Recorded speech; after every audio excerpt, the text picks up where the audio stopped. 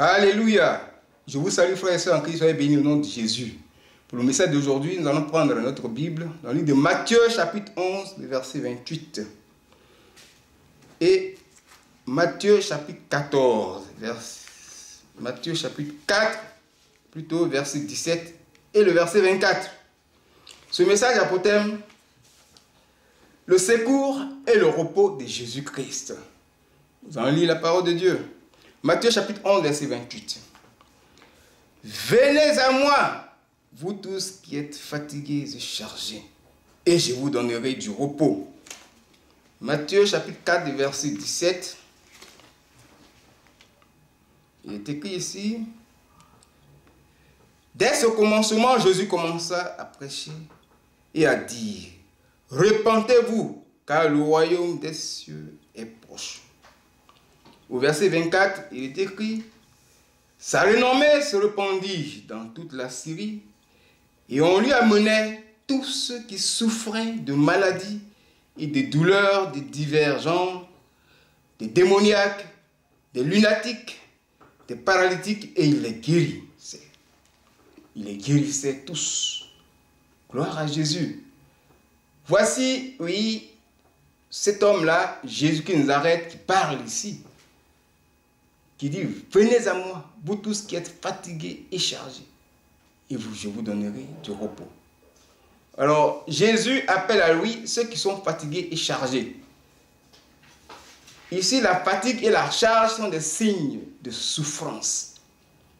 Les souffrances dont il a été question dans le verset 24, Matthieu 4, verset 24, où il est écrit des maladies, des démoniaques, des lunatiques, des paralytiques et des gens qui souffraient de douleurs de divers genres. Vous voyez? Alors, voici les souffrances, difficultés. Mais qui sont ceux qui sont derrière ces choses-là qui arrivent à l'humanité, aux personnes à qui Dieu fait appel? Ce sont les esprits impurs, les agents du diable et le diable lui-même. Ceux qui causent la souffrance sur la terre. La terre souffre. Et vous avez vu Matthieu 4, verset 17, ce que Jésus disait. Ce n'est pas le même langage. Matthieu 4, verset 17, Jésus, le début de son ministère, il dit: repentez-vous, car le royaume des cieux est proche. Jésus, il prêchait la bonne nouvelle du royaume. Comme cela est dit dans le même passage, Matthieu 4, verset 23. Il prêchait la bonne nouvelle du royaume. Mais le peuple a décidé autrement. Les gens qui sont venus de partout, ils amenaient les malades. Ils ne prêtaient pas l'oreille à la repentance. Ils avaient pour objectif d'être délivrés, la guérison. Nous venons à Jésus parce que nous sommes tourmentés par des esprits impurs.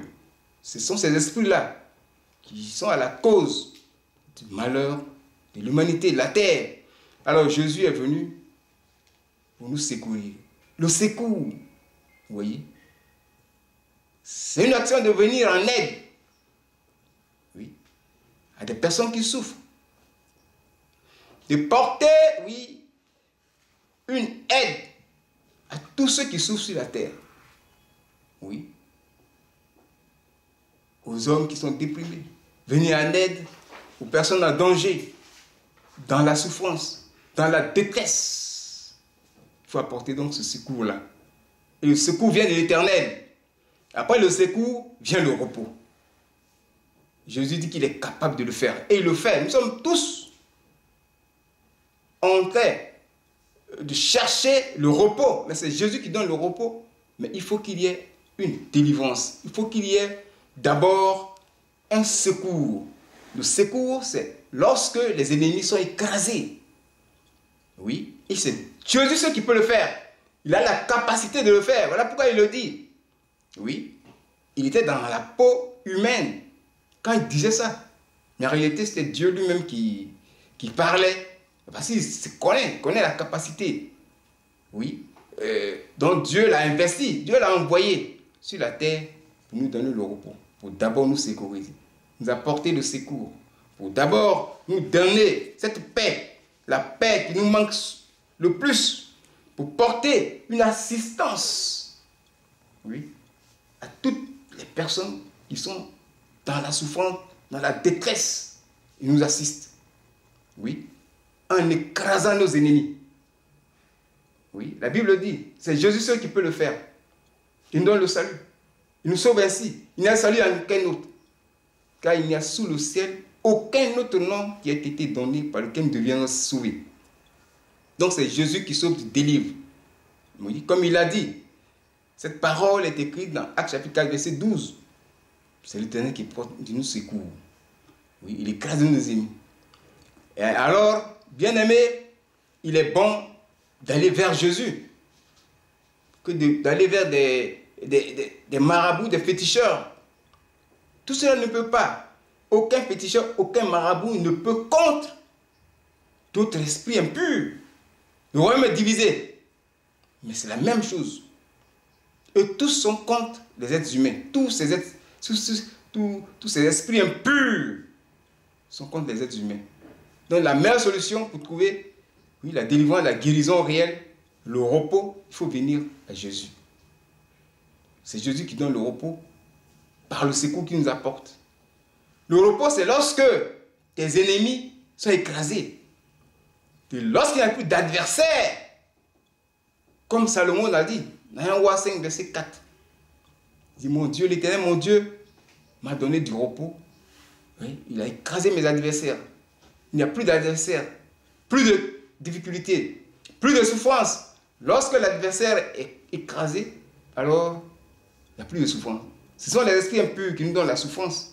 Et ce qui se manifeste sur le chemin du ciel ici, nous vivons cette puissance de Dieu qui a la capacité, oui, d'écraser nos ennemis.